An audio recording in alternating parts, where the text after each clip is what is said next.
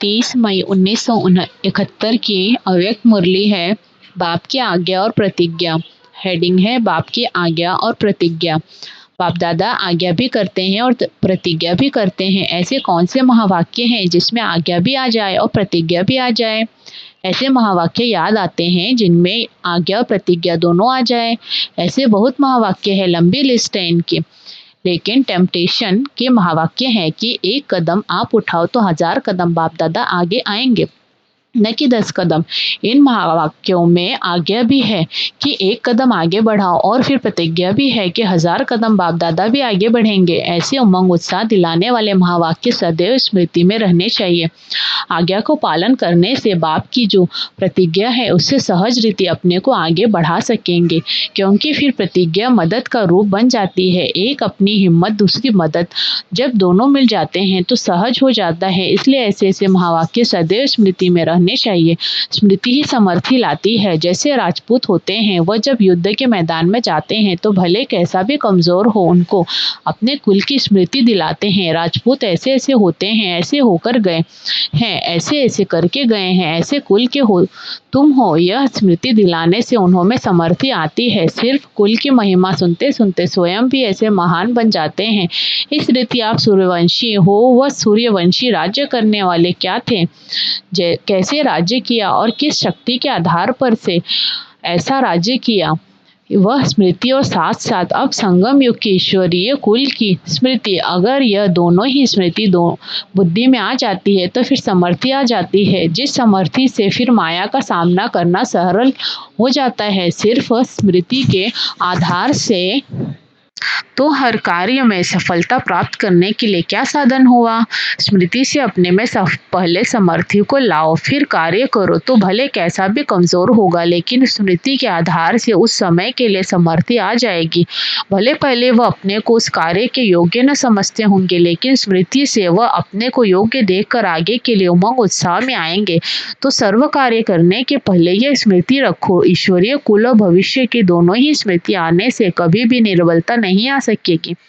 निर्बलता नहीं तो असफलता भी नहीं। असफलता का कारण ही है निर्बलता। जब स्मृति से समर्थी को लाएंगे तो निर्बलता अर्थात कमजोरी समाप्त। असफलता हो नहीं सकती, तो सदा सफलता मूर्त बनने के लिए अपनी स्मृति को शक्तिशाली बनाओ। फिर स्वयं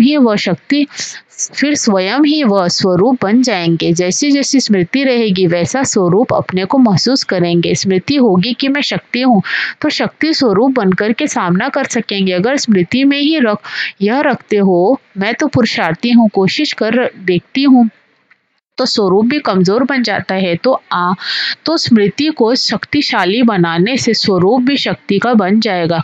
तो यह सफलता का तरीका है। फिर यह बोल नहीं सकेंगे कि चाहते हुए भी क्यों नहीं होता। चाहना के साथ समर्थी भी चाहिए, और समर्थी आएगी स्मृति से। अगर स्मृति कमजोर है तो फिर जो संकल्प करते हो वह सिद्ध नहीं हो पाता है, जो कर्म करते हो वह भी सफल नहीं हो पाते हैं। तो स्मृति रखना मुश्किल है, वह सहज है। जो सहज बात होती है वह निरंतर भी रह सकती है।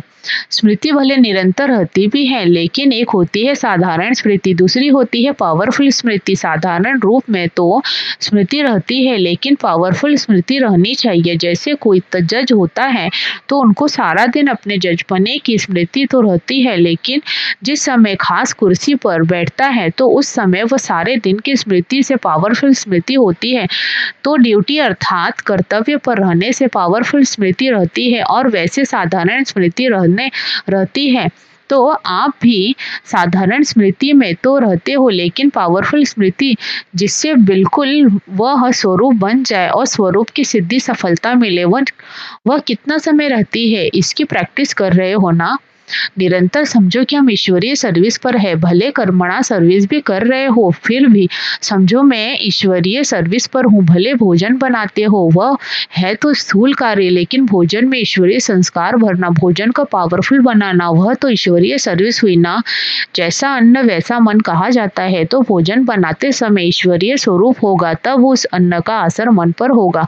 तो भोजन बनाने का स्थूल कार्य करते भी ईश्वरीय सर्विस पर होना। आप लिखते भी हो ऑन गॉडली सर्विस ओनली, तो उसका भावार्थ क्या हुआ? हम ईश्वरीय संतान सिर्फ और सदैव इसी सर्विस के लिए ही है। भले उसका स्वरूप स्थूल सर्विस का है, लेकिन उसमें भी सदैव ईश्वरीय सर्विस में हूँ। जब तक यह ईश्वरीय जन्म है तब तक हर सेकंड, हर संकल्प, हर कार्य ईश्वरीय सर्विस है। वो लोग थोड़े टाइम के लिए कुर्सी पर बैठ अपनी सर्विस करते हैं। आप लोगों के लिए यह नहीं है। सदैव अपने सर्विस के स्थान पर कहाँ भी हो तो स्मृति वह रहनी चाहिए, फिर कमजोरी आ नहीं सकती।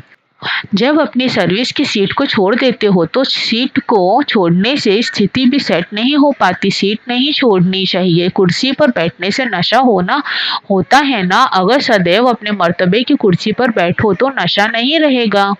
अगर सदैव अपने मर्तबे की कुर्सी पर बैठो तो नशा नहीं रहेगा। कुर्सी व मर्तबे को छोड़ते क्यों हो? थक जाते हो। जैसे आप लोगों ने राजा का चित्र दिखाया है, पहले 2 ताज वाले थे, फिर रावण पीछे से उसका ताज उतार रहा है। ऐसे अब भी होता है क्या? माया पीछे से ही मर्तबे से उतार देती है क्या? अब तो माया विदाई लेने के लिए, सत्कार करने के लिए आएगी। उस रूप से अभी नहीं आनी चाहिए, अब तो विदा लेगी। जैसे आप लोग ड्रामा दिखाते हो, कलयुग विदाई लेकर जा रहा है, तो वह प्रैक्टिकल में आप सभी के पास माया विदाई लेने आती, न कि वार करने के लिए। अभी माया के वार से तो सभी निकल चुके हैं ना। अगर अभी भी माया का वार होता रहेगा तो फिर अपना अतीन्द्रिय सुख का अनुभव कब करेंगे? वह तो अभी करना है ना। राज्य भाग्य का तो भविष्य में अनुभव करेंगे, लेकिन अतीन्द्रिय सुख का अनुभव तो अभी करना है ना। माया के वार होने से यह अनुभव नहीं कर पाते। बाप के बच्चे बनकर वर्तमान अतीन्द्रिय सुख का पूरा अनुभव प्राप्त न किया तो क्या किया? बच्चा अर्थात वर्षे का अधिकारी तो सदैव यह सोचो कि संगम युग का श्रेष्ठ वर्षा अतीन्द्रिय सुख सदाकाल प्राप्त रहा। अगर अल्पकाल के लिए प्राप्त किया तो बाकी फर्क क्या रहा? सदाकाल की प्राप्ति के लिए ही तो बाप के बच्चे बने, फिर भी अल्पकाल का अनुभव क्यों? अटूट अटल अनुभव होना चाहिए। अब तब ही अटल अखंड स्वराज्य प्राप्त करेंगे। तो अटूट रहता है, वह बीच बीच में टूटता है। टूटी हुई चीज फिर जुड़ी हुई हो और कोई बिल्कुल अटूट चीज है तो दोनों से क्या अच्छा लगेगा? अटूट चीज अच्छी लगेगी ना। तो यह अतीन्द्रिय सुख भी अटूट होना चाहिए, तब समझो कि बाप के वर्षे के अधिकारी बनेंगे। अगर अटूट अटल नहीं तो क्या समझना चाहिए? वर्षे के अधिकारी नहीं बने हैं, लेकिन थोड़ा बहुत दान पुण्य की रीति से प्राप्त कर लिया है, जो कभी कभी प्राप्त हो जाता है। वर्षा सदैव अपनी प्राप्ति होती है। दान पुण्य तो कभी कभी की प्राप्ति होती है। वारिस हो तो वारिस की निशानी है अतीन्द्रिय सुख के वर्षे के अधिकारी। वारिस को बाप सभी कुछ विल करता है। जो वारिस नहीं होंगे उनको थोड़ा बहुत देकर खुश करेंगे। बाप तो पूरा विल कर रहे हैं। जिनका बाप के विल पर पूरा अधिकार होगा उन्हों की निशानी क्या दिखाई देगी? वह विल पावर वाले होंगे। उनका एक एक संकल्प विल पावर वाला होगा। अगर विल पावर है तो असफलता कभी नहीं होगी। पूरे विल के अधिकारी नहीं बने हैं तब विल पावर नहीं आती है। बाप की प्रॉपर्टी व प्रॉस्पेरिटी को अपनी प्रॉपर्टी बनाना, इसमें बहुत विशाल बुद्धि चाहिए। बाप की प्रॉपर्टी को अपनी प्रॉपर्टी कैसे बनाएंगे?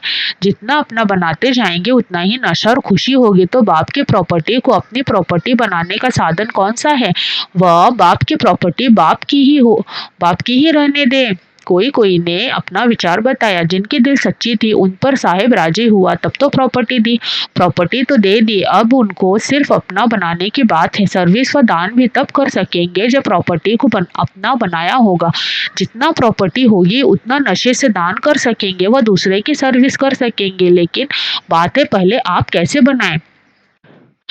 बात है पहले अपना कैसे बनाए। अपना बन गया फिर दूसरे को देने से बढ़ता जाता है। यह हुई पीछे की बात, लेकिन पहले अपना कैसे बनाएंगे?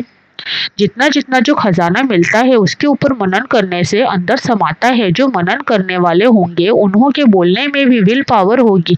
किसके बोलने में शक्ति का अनुभव होता है? क्यों? सुनते तो सभी इकट्ठे हैं। प्रॉपर्टी तो सभी को एक जैसी एक ही समय इकट्ठी मिलती है। जो मनन करके उस दी हुई प्रॉपर्टी को अपना बनाते हैं उसको क्या होता है? कहावत है ना, अपने घुट तो नशा चढ़े। अभी सिर्फ रिपीट करने का अभ्यास है, मनन करने का अभ्यास कम है। जितना जितना मनन करेंगे अर्थात प्रॉपर्टी को अपना बनाएंगे तो नशा होगा। उस नशे से किसको भी सुनाएंगे तो उनको भी नशा रहेगा, नहीं तो नशा नहीं चढ़ता है। सिर्फ भक्त बन महिमा कर लेते हैं, नशा नहीं चढ़ता है। तो मनन करने का अभ्यास अपने में डालते जाओ, फिर सदैव ऐसे नजर आएंगे जैसे अपनी मस्ती में मस्त रहने वाले हैं। फिर इस दुनिया की कोई भी चीज उलझन आपको आकर्षण नहीं करेगी, क्योंकि आप अपने मनन की मस्ती में मस्त हो। जिस दिन मनन में मस्त होंगे उस दिन माया भी सामना नहीं करेगी, क्योंकि आप बिजी हो ना। अगर कोई बिजी होता है तो दूसरा अगर आएगा भी तो लौट जाएगा। जैसे वह लोग अंडरग्राउंड चले जाते हैं ना, आप भी मनन करने से अंदर अर्थात अंडरग्राउंड चले जाते हो। अंडरग्राउंड रहने से बाहर की बॉम्ब शादी का असर नहीं होता है। इसी रीति से मनन में रहने से, अंतर्मुखी रहने से बाहर मुक्ता की बातें डिस्टर्ब नहीं करेगी। देह अभिमान से गैर हाजिर रहेंगे। जैसे कोई अपनी सीट से गैर हाजिर होगा तो लोग लौट जाएंगे ना। आप भी मनन में अथवा अंतर्मुखी रहने से देह अभिमान की सीट को छोड़ देते हो, फिर माया लौट जाएगी, क्योंकि आप अंतर्मुखी अर्थात अंडरग्राउंड हो। आजकल अंडरग्राउंड बहुत बनाते जाते हैं सेफ्टी के लिए, तो आपके लिए भी सेफ्टी का साधन यही अंतर्मुखता है, अर्थात देह अभिमान से अंडरग्राउंड। अंडरग्राउंड में रहना अच्छा लगता है, जिसका अभ्यास नहीं होता है वो थोड़ा टाइम रह फिर बाहर मुक्ता में आ जाते हैं, क्योंकि बहुत जन्मों के संस्कार बाहर मुक्ता के हैं तो अंतर्मुक्ता में कम रह पाते हैं, लेकिन रहना निरंतर अंतर्मुखी है। अच्छा, ओम शांति।